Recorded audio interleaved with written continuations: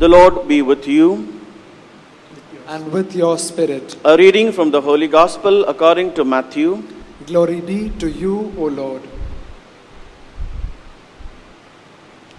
At that time, the Pharisees went and plotted how to entangle Jesus in his words. And they sent their disciples to him along with the Herodians, saying, "Teacher, we know that you are true and teach the way of God truthfully, and you do not care about anyone's opinion, for you are not swayed by appearances. Tell us then what you think. Is it lawful to pay taxes to Caesar or not?" But Jesus, aware of their malice, said, "Why put me to the test, you hypocrites? Show me the coin for the tax."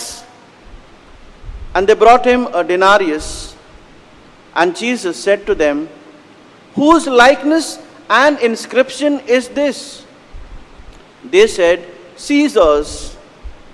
Then he said to them, "Therefore, render to Caesar the things that are Caesar's, and to God the things that are God's."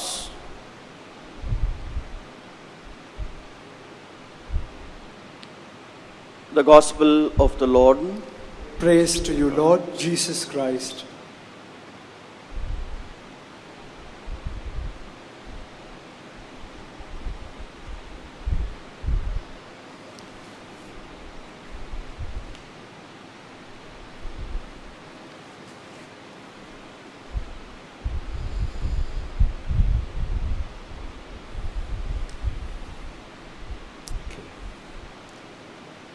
My dear brothers and sisters, in the midst of this pandemic, in the midst of Paul, in the midst of gloom, in the midst of extreme fear, in the midst of this whole thing of uncertainty of tomorrow and of the future, in the midst of coronavirus deaths, in the midst of sadness and suffering, the Catholic Church sprung a mighty surprise on its faithful last Sunday, 10th October 2020.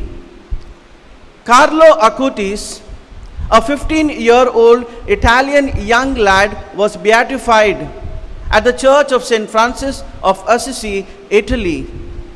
He is just one step away from canonization. And with this beatification, the Church has now found him worthy of two things. Firstly, that he is in heaven. And secondly, that we can now pray to him and ask for favors. In the month of February this year, the Holy Father announced how a 7-year-old Brazilian boy who was struggling and suffering from acute pancreatic disorder, cancer, was healed through prayers by praying to him, and very especially in coming in contact with one of his t-shirts. For Carlo, the mission of loving God began at a very young age when he learned to recite the Holy Rosary, when he received his first Holy Communion at the age of 7. He would spend time praying before the Blessed Tabernacle, and he would go for his weekly confessions. What kind of a child was he at school? In school, Carlo was known to be defending the rights of the disabled peers from the bullies who came to trouble them, who came to pick on them. He was liked and loved by all. Carlo had a tremendous zeal for computers, everything including computer programming, film editing, website creation, editing, layout of comics, and volunteering very especially to those who needed his help the most, that is, the children and elderly. At the age of 11, very innocently he said, "The more Eucharist we receive, the more we become like Jesus, so that on this earth we have a foretaste in heaven." Just at the age of 11, he said this. The more we receive Eucharist, the more we become like Jesus, so that here on earth we have a foretaste of heaven. Here I would like to emphasize two strong characteristics of Carlo: zeal for God and zeal for his mission. What kind of mission did Carlo involve? What was his mission? Carlo would document Eucharistic miracles that have happened in the history of the Catholic Church all over the world, and he would catalog them on his website, the very website which he created few months before his death to leukemia. Carlo lived for only 15 years, born in 2001 and died in 2016. My dear friends, today, this morning on Mission Sunday, the theme of the church as proclaimed by the Holy Father, "Here I am, send me," resonates so well with the life and mission of Carlo Acuti. In his mission, the Holy Father, Pope Francis, explained to us so clearly, and he tells us that we must treat this pandemic as a meaningful mission of service to others. And so, like Carlo, we got to be filled with zeal for God and for his people, so that we are like true missionaries. At this Eucharist, my dear friends, we pray for a fresh infilling of the Holy Spirit. A fresh infilling of the Holy Spirit. "Here I am, send me," actually would make sense if we pray. Jesus says, "Without me, you can do nothing." Power will come from praying to God. In the Old Testament, we find when Moses, as an old man, when he was tired of praying, and when Aaron and Hur held his arms high up, we realize that the Israelites who were losing was on the verge of defeat, and as he was praying by the power of prayer, the Israelites prevailed over the Amalekites, and the Israelites defeated the Amalekite army only because of the power of prayers. 2000 years ago, my dear friends, Jesus chose 12 men to preach, to teach, and to heal in his name. 2000 years later, Jesus invites all of us, because the church, by its nature, is missionary. The church invites us to evangelize. The church invites us to proclaim the name of Jesus. The church invites us to continue its mission of mercy and compassion. On Mission Sunday, my dear friends, today we praise God. We proclaim God's name, and we proclaim God's name, that God is an awesome God who reigns from heaven above with power, might, wisdom, and love. In this pandemic today, even if our churches are closed, my dear friends, our household churches have now become open, and we have celebration of the Eucharist online. In this pandemic, God has not forgotten us. He has not left us. He has not abandoned us. During this pandemic, I can say with a strong conviction that God has been powerfully working through these online Eucharistic services. God has been reaching out powerfully through paraliturgical services, faith formation services, which are so very well done all over the world. On Mission Sunday, my dear friends, we are invited to be bold and courageous.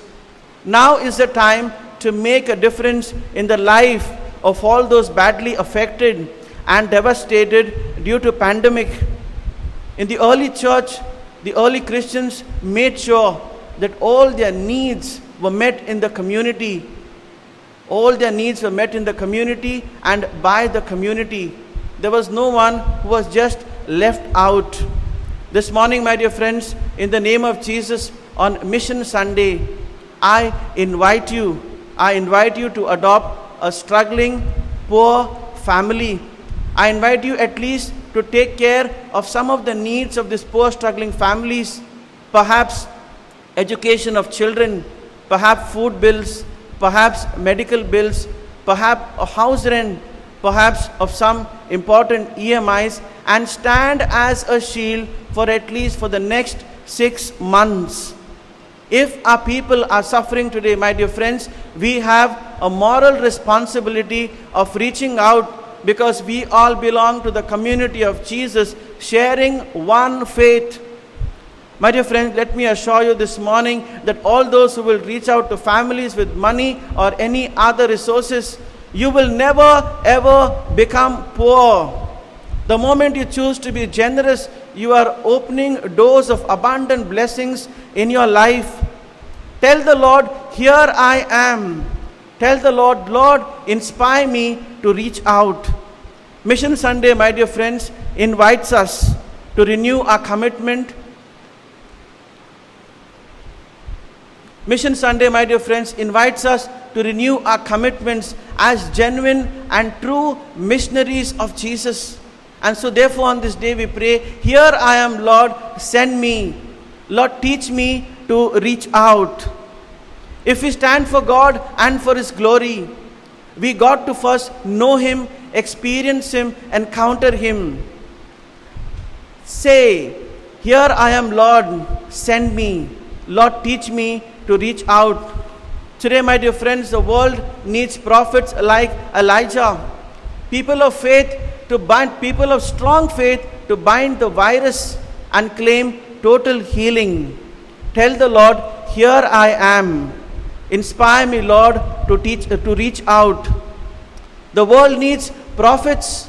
The world needs prophets like Prophet Daniel to testify God's power before hungry, devouring lions. On this day, we pray, here I am, Lord, send me. Lord, inspire me to reach out. The world needs prophets like Isaiah, who will, with generous heart, they will say, here I am, Lord, send me. My dear friends, the world needs powerful missionaries like St. Paul and St. Thomas, totally convinced and convicted to preach only the good news of Jesus. Tell the Lord, here I am, send me. Teach me, Lord, inspire me to reach out. Jesus says they will pick up serpents with their hands and drink deadly poison, but it will not affect them. In His name that they will lay their hands on the sick and they will recover. Here I am, Lord, send me. Jesus, inspire me to reach out. My dear friends, the church is missionary in nature. The name of Jesus needs to spread far and wide. The seeds of faith needs to be sown in distant land and countries. Here I am, Lord, send me. Jesus, inspire me to reach out. The harvest is great, but the laborers are few. Here I am, Lord, send me. Jesus, inspire me to reach out. As the people of India and the Church of India stand with Father Stan, we also, my dear friends, need to have the same missionary zeal. Here I am, Lord, send me. Jesus, inspire me to reach out. As our leaders in civil authority, medical fraternity, social welfare groups, every individuals who are going all out in fighting this pandemic in the interest of the society, let us realize that this is another way of being missionaries by listening and following the safety norms in contributing towards curbing and annihilating this pandemic. Tell the Lord, here I am, Lord, send me. Inspire me to reach out, to wear masks, to maintain social distancing, to wash hands, and very specially to practice steam inhalation. My dear friends, as we fight the coronavirus pandemic and bind the virus in the name of Jesus on Mission Sunday, let us be perfectly convinced that victory belongs to Jesus. Amen.